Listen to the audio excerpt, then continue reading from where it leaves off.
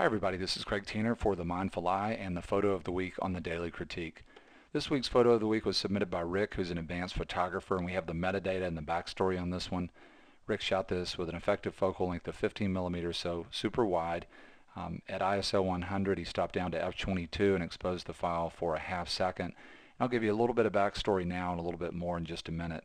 Rick very recently created this image on the Mindful Eye Zion National Park workshop.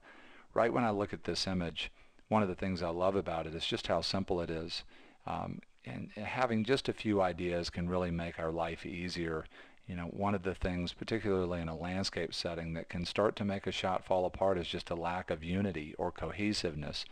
And when, from the very beginning, we get to an area or get to a place and then work with our camera position and our lens to pare the shot down just in terms of maybe one or two main subjects, that can make our life a lot easier. And Rick has that here, really just the water and then the rock that's an anchor in the lower left-hand corner. And the other thing that I'm enjoying about the image is in the water itself, you've got an overall feeling of really just a few shapes. You've got a few really beautiful, elegant shapes out here in the water where the water is roughed up, and we're getting this quality of line and this feeling at a half second with the implied motion, and then just a few negative space shapes in the image. But then after you get past the idea of sort of an overall simplicity in terms of the big shapes, there's an incredible richness of detail in terms of textures.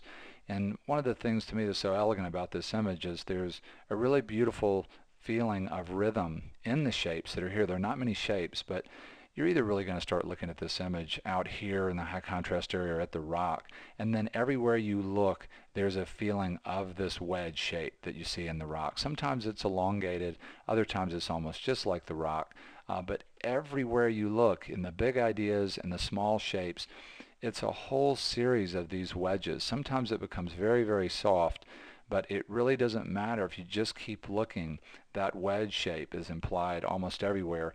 And then there's also a really beautiful harmony of texture, the richness in this image. After the simplicity of not many subjects and not many shapes, the richness of this image comes in a form of texture to my eye. And you've got sort of this roughed up mosaic texture here. It's repeated at this shutter speed out here, and this part of the water also over in here on the top of the water out in here. And then over on this side of the image, there's a much more of a feeling of sort of elegant feathered linear lines, and that gets repeated out here in the darker part of the water. And there's a really beautiful balance that's dynamic between the two feelings of texture. The other thing that I'm really enjoying, and this may be harder to see in the video, if you download the high quality version of this it may be easier to see, but I don't know how easy it'll be to see in the streaming version. There's some really beautiful colors here. There are not many colors at all, but there's some really beautiful colors in terms of complement. I love the way the rock at one time has some warm, even though it's very subtle.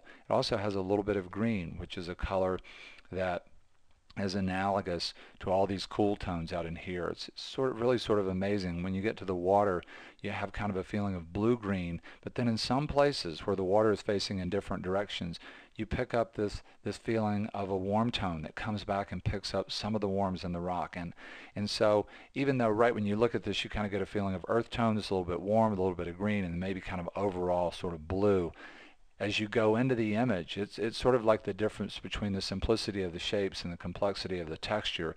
If you're kind of looking at this from a distance, color seems to be incredibly simple, but if you get closer to this, there's an outrageous richness of color as it undulates back and forth between cool and then warm again, and cool and warm.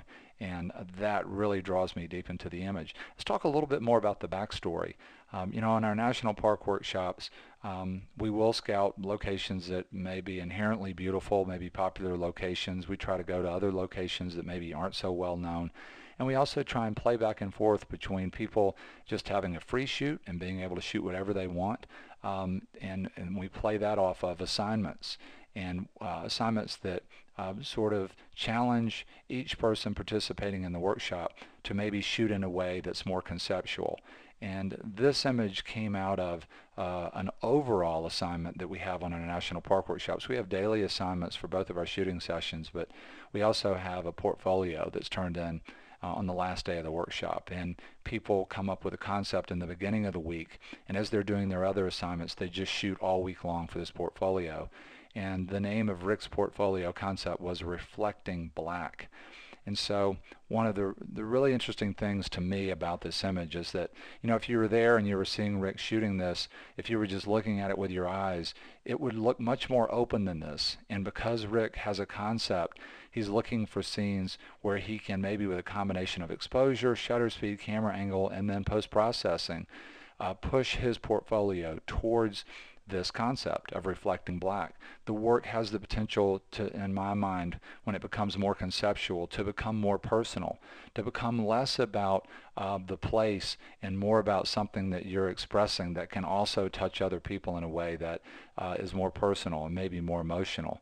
If you're shooting 15 millimeters in the main canyon at Zion National Park, it's just so tempting to go up and get the canyon walls. But here, working more conceptually, shooting part of the scene and starting to abstract it with an exposure that's maybe a lot darker than someone might do if they're just kind of trusting their meter to look at things and see medium, and then coming in and doing post-processing where we're really starting to push these darker areas in the image towards sort of a low-key negative space around these higher key space shapes, pushing things to black.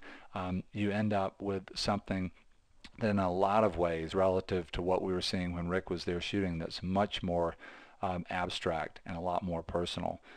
And just really overall, for me, on a lot of different levels, a very evocative image. An image that on one hand is very, very simple, but then as I get closer to it, there's a depth to this and there's a complexity to it that's very powerful. So, there are a lot of takeaways to me from looking at this image, but I think two of the most powerful is keeping it simple, but also giving yourself things that are conceptual, conceiving of shots first, or conceiving of an idea for shots and then going out and looking for the things that match with your concept. And that can really help you to not only engage the process, it can keep you from getting blocked.